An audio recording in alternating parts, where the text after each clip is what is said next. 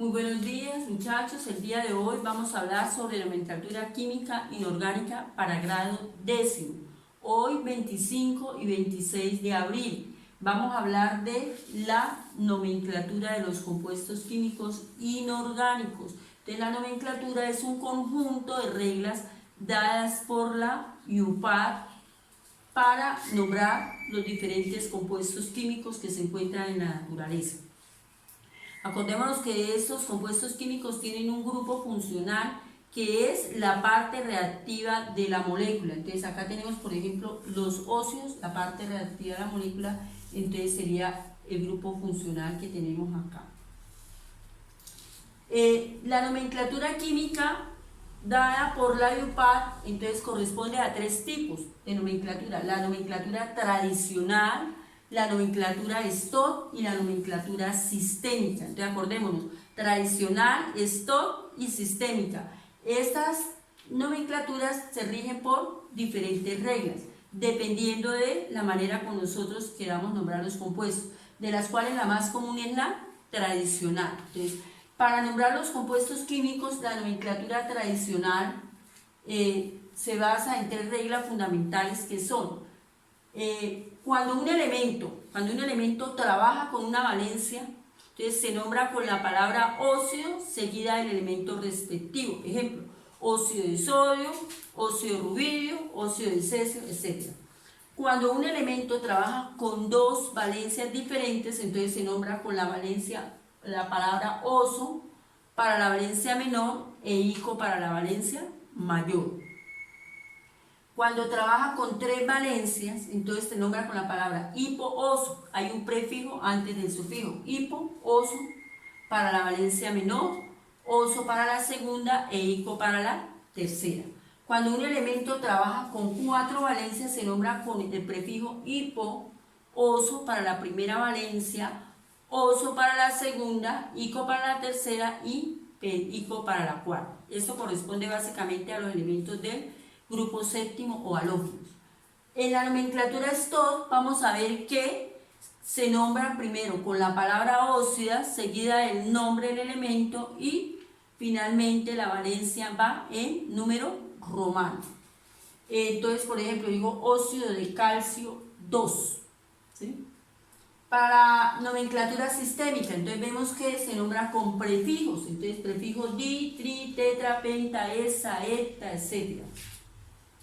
Vamos a mirar que para nombrar los compuestos químicos nosotros tenemos que tener siempre a la mano la tabla periódica de los elementos, si no sabemos las valencias, ¿cierto?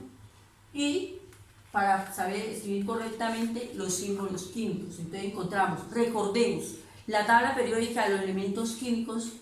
Esta es la tabla periódica actualizada, ya tiene diferentes funciones químicas. Recordemos que ella está formada por elementos metálicos del grupo 1 y 2, los elementos de transición, que son elementos metálicos, las tierras raras, que también son elementos metálicos, y acá hacia la parte derecha de la tabla nosotros vamos a encontrar los elementos no metales. Aquí encontramos los elementos de la línea quebrada, que son los que se llaman elementos anfóteros o metaloides, que en un determinado momento pueden actuar como metales o como no metales. Importantísimo tener en cuenta esto. Hacia un lado de la tabla periódica se resalta un elemento, entonces en este caso resaltan el escambio, puede ser el hidrógeno, el carbono, etc. Las tablas vienen diferentes. Entonces, en este elemento de la tabla nosotros tenemos que tener en cuenta el estado de oxidación, hacia qué parte va el estado de oxidación de un elemento, que es con lo que trabajamos para la nomenclatura, pero ella también trae el número atómico, trae el peso atómico, punto de fusión, punto de ebullición, densidad, electronegatividad, etc. Entonces, todas estas son las principales características de la tabla que tenemos que tener en cuenta para poder formar compuestos. Entonces, estos son los elementos de la naturaleza. Entonces, acá tenemos que el día de hoy vamos a hablar de los óxidos. Los óxidos son compuestos binarios que se pueden dividir en óxidos básicos o óxidos ácidos. Se llaman binarios, ¿por qué? Porque están conformados por, en el caso de los óxidos básicos, acá lo encontramos, por un metal más el oxígeno. y los óxidos ácidos que están formados por un no metal más el oxígeno. Entonces ya los ubicamos en la tabla periódica. Acá tenemos un ejemplo, tenemos el óxido de calcio. Aquí estaríamos utilizando la nomenclatura tradicional. Dice la primera regla que dice que cuando un elemento trabaja con una sola valencia se nombra con la palabra ósea seguido del elemento respectivo. El calcio. Ubicámoslo acá en la tabla. Importante saber acá en la tabla dónde está ubicado, porque si nosotros nos aprendemos dónde están ubicados los diferentes compuestos es más fácil aprendernos los números de oxidación. Entonces, en este caso está en el grupo 2 y trabaja con valencia 2.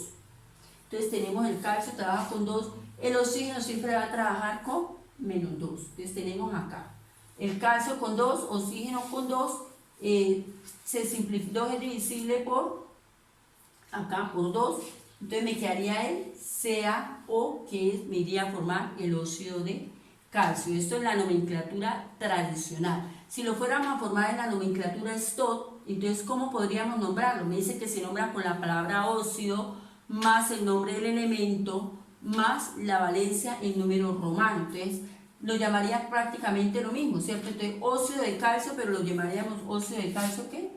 Óxido de calcio 2 en número romano. Importante tener en cuenta esto. Si lo fuéramos a nombrar en la nomenclatura sistemática, entonces ahí tenemos que tener en cuenta acá los prefijos di, tetra, penta, ¿cierto? Ahí miramos en qué finaliza el oxígeno. Entonces tenemos acá el nitrógeno y el oxígeno para formar el óxido nítrico en la nomenclatura tradicional, ¿cierto? Entonces, ¿dónde ubicamos el nitrógeno? Acá el mismo número de oxidación me dice que está ubicado en el grupo 5. El nitrógeno estaría ubicado acá en el grupo 5 de la tabla periódica, acá. ¿Cierto? ¿Por qué? Porque tiene 5 como valencia, entonces me está diciendo que está ubicado en el grupo 5. Pero no quiere decir que él solamente trabaje con 5. Él trabaja con 2, 3 y 5. ¿Cierto? Acá tenemos hacia un ladito todas las valencias que me las da la tabla periódica. Entonces acá, nitrógeno 5, oxígeno con 2, intercambiamos valencia, intercambiamos posición, me quedaría en N2 o 5 para ser llamado como el óxido nítrico en la nomenclatura tradicional. En la nomenclatura esto sería entonces el óxido nítrico, el óxido de nitrógeno 5, el número romano. Y en la nomenclatura sistemática entonces lo llamaríamos como el pentóxido de nitrógeno. Bien, entonces vamos a ver otros ejemplos. Vamos a buscar un elemento de transición, en este caso el elemento hierro. Tenemos acá el hierro, trabaja con valencia 2 y 3. Entonces vamos a mirar cómo lo nombramos desde los diferentes tipos de nomenclatura. Acá tenemos la nomenclatura tradicional, el óxido férrico. ¿Qué me quiere decir férrico? Entonces me dice que estaríamos trabajando la segunda regla de nomenclatura, que cuando un elemento trabaja con dos valencias diferentes, en este caso el hierro, estamos diciendo que el hierro trabaja con 2 y con 3. Se nombra con la palabra oso e ico, ¿cierto? Si fuéramos a hallar el óxido ferroso sería con 2, ¿cierto? Pero como vamos a trabajar con la valencia mayor, acá me dice que trabaja con 2 y con 3, entonces la valencia mayor sería 3. Entonces me dice óxido férrico, entonces ubicamos la valencia, el 3 y el oxígeno siempre va a trabajar con menos 2. Intercambiamos valencia, posición y me quedaría F2 o 3 para ser llamado el óxido férrico. Acá tenemos el trióxido de hierro. Cuando me hablan de trióxido de hierro me están nombrando un prefijo acá, tri.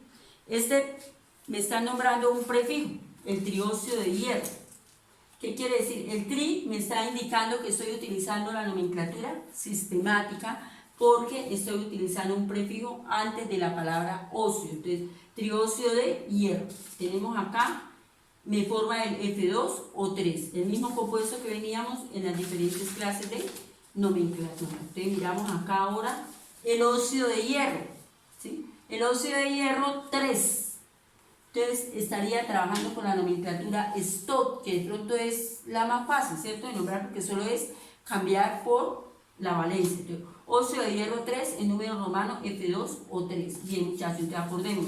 Óxido de hierro 3 para la nomenclatura STOT, óxido férrico para la nomenclatura tradicional, y el trióxido de hierro para la nomenclatura sistemática. Para todo esto tenemos que tener siempre a la mano la tabla periódica. Esto es todo por hoy, muchachos. Muchísimas gracias por su atención y que Dios les continúe bendiciendo.